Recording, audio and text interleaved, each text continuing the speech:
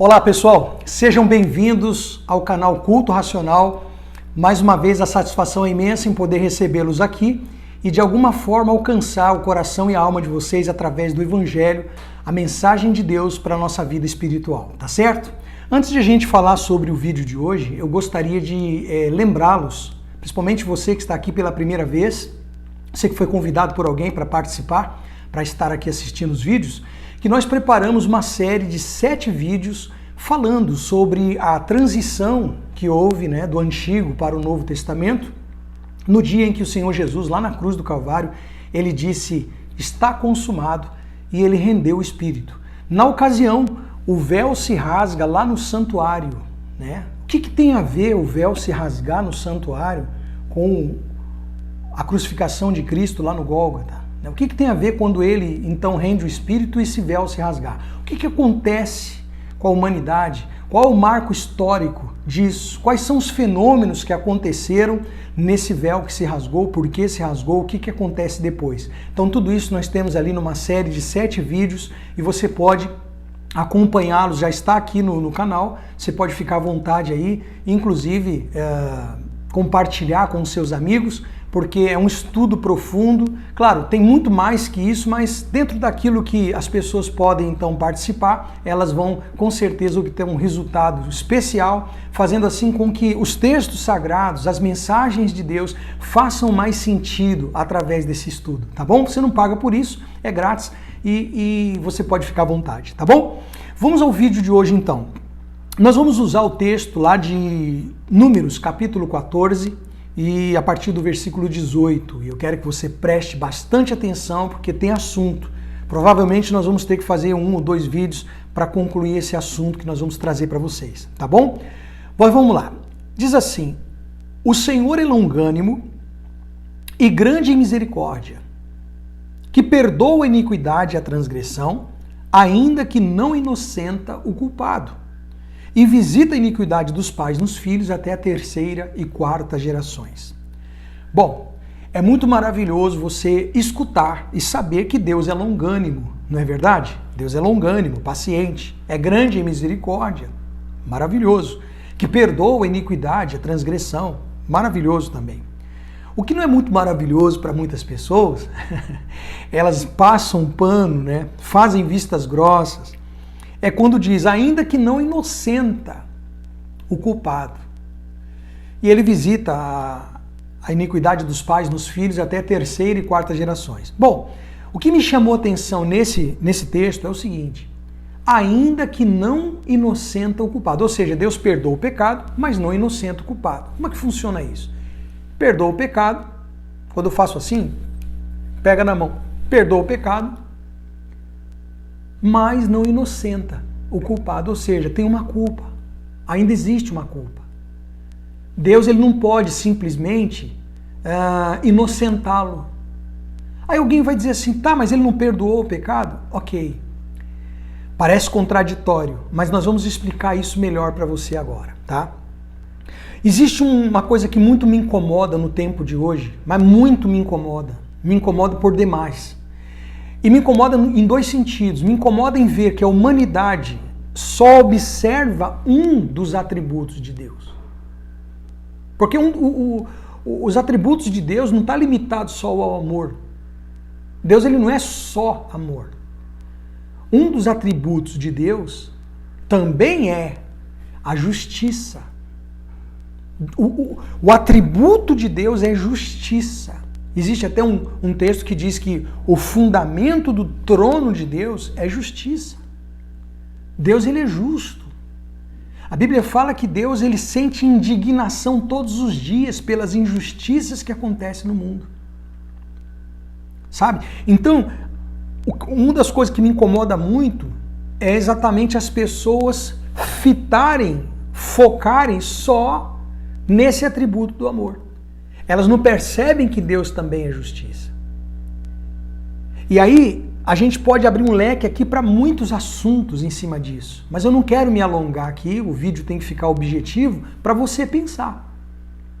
O vídeo tem que ficar objetivo para você tirar suas conclusões. E o Espírito Santo trabalhar na tua vida. Porque nós não chegamos aqui com o objetivo de convencimento, que não sou eu que vou fazer isso. Mas o meu objetivo aqui é, de alguma forma, Deus me dá a graça de poder explicar para você o que muitos líderes por aí não explicam. Porque se eles explicarem o que realmente está por trás, o contexto, né, que está por trás, o contexto, ou podemos dizer sim, a história que está atrás desse versículo, ou dos versículos que vamos falar aqui, tem uma história legítima. Não é a história que o sujeito quer contar. Ele pega o versículo, isola e conta a história que ele quer contar para poder chegar no objetivo dele, usando aquele versículo para chancelar a ideia dele. Já falei sobre isso, mas eu quero que você compreenda. Então quer dizer que Deus, o que ele quer dizer aqui? Ele perdoa a iniquidade, mas ele não inocenta o culpado? Sim, não inocenta o culpado, porque Deus, ele é justo. Ou seja, você pecou, tudo bem, está perdoado. Você tem uma chance para continuar. Porém, vai vir a consequência do pecado. E aqui está se falando qual é a consequência do pecado. Já leu isso na Bíblia, em várias passagens? Tem texto que diz assim, olha, o salário do pecado, o pagamento pelo pecado que você vai receber é morte. Morte não significa só essa física. Este é outro erro que as pessoas cometem. Que a pessoa fala, adulterei, nem morri. Menti, nem morri. Prostituí, nem morri. Me droguei, nem morri. As pessoas ficam focadas na morte física, quando aqui começa a morte espiritual. A flagelação da raça humana vem exatamente pelo desligamento da conexão de Deus com o homem. Tem lá o texto em Romanos que diz que todos pecaram e destituídos da glória de Deus estão, separados da glória de Deus. Não aconteceu isso lá no Éden? Ele não foi separado, saiu do Éden, foi expulso do Éden, o casal? Porque interrompeu o equilíbrio das coisas. O pecado vem desequilibrar todo o equilíbrio de Deus. O mundo não está assim porque Deus abandonou. O mundo não está dessa forma porque Deus abandonou. Mas é porque o homem desequilibra com o pecado. Compreende? Então então vamos aqui. Tá, e aí, como é isso então? Quer dizer então que vem a consequência? Sim, vamos falar de atributos. Um dos atributos de Deus é a justiça. Por isso que Deus, ele perdoa, é o amor, é esse atributo operando, mas também ele é justo. Você errou, então vai vir consequência. É o famoso, você plantou, você vai colher. Lembra? Você vai colher o que você planta. Aí outras pessoas dizem que é lei do retorno. Elas querem usar outros termos, lei de retorno, o universo vai mandar de volta, aquela coisa toda. Mas o que eu quero te dizer é que isso aqui Deus sempre disse. O dia que você fizer desobedecer, quebrar o equilíbrio das coisas, vai vir consequência. E a consequência é morte. Morte é separação. Por isso que morte, eu vou fazer um estudo sobre isso para passar para vocês. Por isso que morte é uma coisa tão dura, tão difícil. Porque fisicamente falando, uma pessoa que ela morre, ela vai se separar para sempre desse mundo físico. Aquela pessoa que você já perdeu por conta de alguma morte, por conta de algum problema que ela teve, né? É tão duro por quê? Porque você não vai mais falar com ela. Não tem essa de voltar, não. A Bíblia diz que ao homem está ordenado morrer uma só vez, depois disso o juízo. Tá certo? A gente respeita aí a opinião das pessoas que tem por aí, que elas falam outras coisas. Vou respeitar. Mas, como eu estou aqui anunciando o Evangelho, a palavra de Deus, eu tenho que falar o que ela é. E concordo com ela, ok? Que senão eu não estaria aqui falando, representando aqui, falando da palavra de Deus. Eu vou falar de uma coisa que eu não acredito, ok? Muito bem. Agora, para mostrar para você, mais uma vez, o atributo de Deus, a justiça, ele é justo. Um dos atributos, porque Deus, ele é amor, mas Deus é santo. Em Abacuque fala que Deus é tão santo, tão sagrado, tão santo, que os seus olhos não podem contemplar o pecado. O que nos remete a entender como é que as coisas começam a fazer sentido. Se Deus, ele é tão santo, ele é santo, tão santo que os seus olhos não podem contemplar o pecado, contemplar o erro, contemplar o mal, os seus olhos não podem contemplar o pecado, então a gente compreende quando Cristo lá na cruz, todo ensanguentado, diz, Deus meu, por que me desamparaste? A gente vai falar sobre isso no final dessas mensagens aqui. Nós estamos numa caminhada, tá? Para chegar lá na crucificação de novo. Nós vamos chegar lá na cruz, ok? Mas nós temos que ir caminhando. Quer caminhar comigo? Vamos junto comigo. Não pula não, vamos junto comigo. Tem um pouquinho de paciência que você está investindo na tua alma. Você está investindo num conhecimento celestial, espiritual e eterno, ok? Muito bem. Então lá no livro de Provérbios agora, capítulo 17, versículo 15, diz assim: o que justifica o perverso e condena o justo, abomináveis são para o Senhor, tanto um como o outro. Então veja bem, o que justifica o perverso e o que condena o justo, os dois. Não é que Deus não gosta, não é que Deus não, ele não tolera. Deus é abominável para Deus, é uma abominação para Deus aqueles que invertem os valores. Vou dar um exemplo aqui para você, olha só como é que são as coisas. O exemplo que eu vou dar aqui agora, que fique frisado aqui, registrado, que ele é só uma figura. É só uma figura para a gente fazer uma comparação, tá? Então vamos lá. Supondo aí, vamos supor que na tua cidade existe um serial killer, um matador em série. E ele já matou 15 crianças. E um dos requintes de crueldade dele é violentar, torturar a criança antes de matá-la. E ele fez isso com 15 crianças. Foi pego, então a polícia fez uma tocaia e prendeu ele com a 16ª criança, o qual não conseguiu executar, concluir o ato porque foi pego, ok? Muito bem. Então ele foi pego, foram feitas as investigações, ele confessou todos os seus crimes e agora ele está num tribunal. Nesse tribunal estão lá as famílias, esperando o quê? A justiça ser feita. Elas não estão esperando amor. Elas estão esperando a justiça ser feita, ok? E para a justiça ser feita, então nós temos a figura de um juiz. E esse juiz, ele tem nas mãos o martelo para apenas, ele está reunido ali apenas para trazer à baila os fatos, né, dos autos, e ali então dar a sentença, sentenciar aquele assassino de crianças. Essa é a figura do tribunal. Ok? Esse é o motivo pelo qual ele está ali. Para que as pessoas vejam a justiça sendo feita através daquele que vai sentenciar, que é o juiz. Então, aquele assassino de crianças, qual a sentença que aquele assassino de crianças deveria receber? O que a justiça do Estado exige daquele juiz? Que ele sentencie com o rigor da lei. Em alguns países até pena de morte. Então, com o rigor da lei, aquele juiz deveria sentenciar com o rigor da lei, a mais alta pena, para aquele assassino de crianças, ok? Isso é o que está correto. As famílias estão esperando a justiça, né? A gente vê muito nas reportagens, enquanto isso não acontece, as pessoas vão às ruas, colocam camisetas, faixas, justiça, querendo justiça. Não é isso que a humanidade clama? Pois é. Então aquele juiz que a ele foi incumbido, foi revestido de uma autoridade, e agora a justiça do país, do Estado, exige que ele sentencie, o que ele faz? Ele dá uma sentença favorável àquele réu, àquele assassino de crianças. O que ele faz?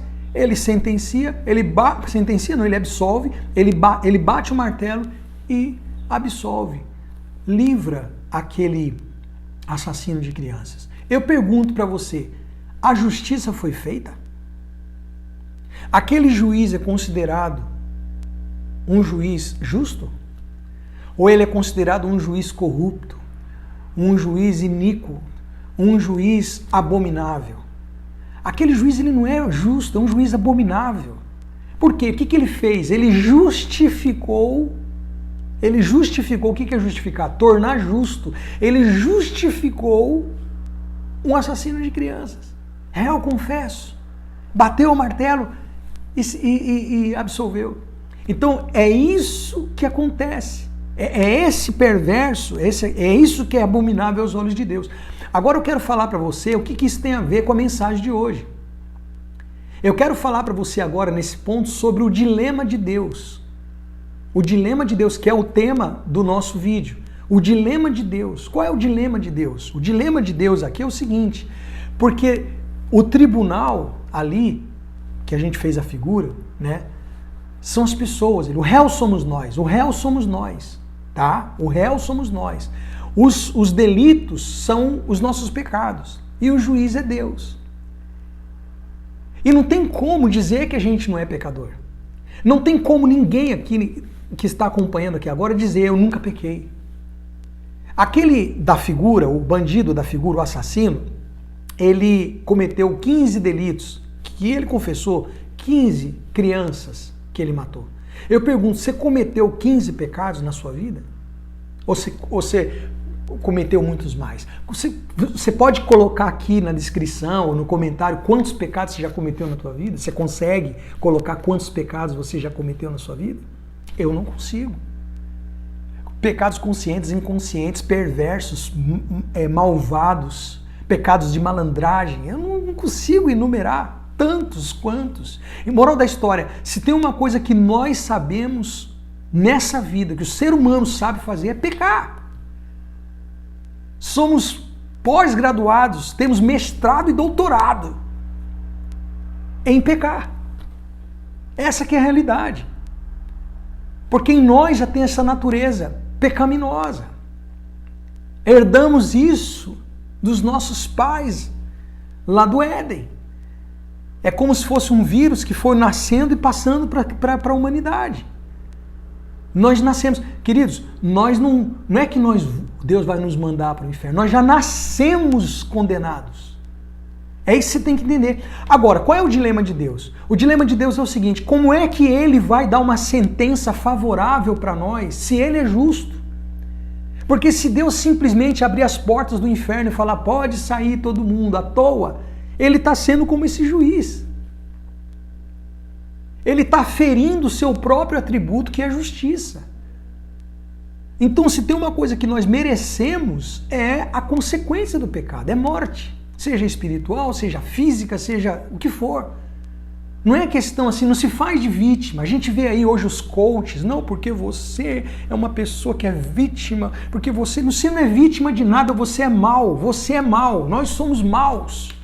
Nós somos maus, nós somos pessoas horríveis. O ser humano é horrível. Não vem com essa conversa, não, porque olha, é uma pessoa... Não tem isso, nós somos maus, a nossa natureza não é boa. Por isso, Deus tem esse dilema. Ele tinha esse dilema. O que ele faz agora? Porque se ele ama o atributo do amor agora, se ele ama a humanidade, ele quer salvar, ele quer tirar, ele quer justificar, tornar justa aquela humanidade. Então como é que ele faz isso sem se tornar o juiz perverso? Porque nós pecamos. Você fez o errado, muita coisa errada. Você merece, nós merecemos tormento eterno. Nós merecemos morte física, espiritual, como eu já disse. E aí, como é que Deus ele faz para poder justificar a humanidade sem se tornar abominável? Sem ferir o seu atributo de ser justo? Porque aí ele não está sendo justo. Ele está sendo igual aquele juiz que sabe que o cara é assassino e vai lá e absolve ele. E aí? E agora? Como é que Deus faz? Como ele faz, nós vamos falar no próximo vídeo. Tá? No próximo vídeo, no vídeo de amanhã, nós vamos falar como é que Deus ele faz. Talvez você já tenha uma ideia, né?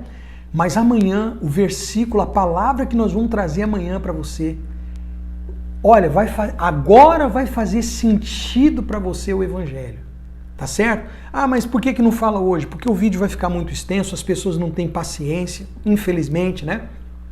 Elas não têm paciência para assistir. Tem gente que vai começar a ver esse vídeo e nem vai até o fim, porque elas têm outras coisas para correr para fazer, tá? Ah, mas e nós? Então, vocês acompanham amanhã, a gente volta para falar como é que Deus coloca fim nesse dilema.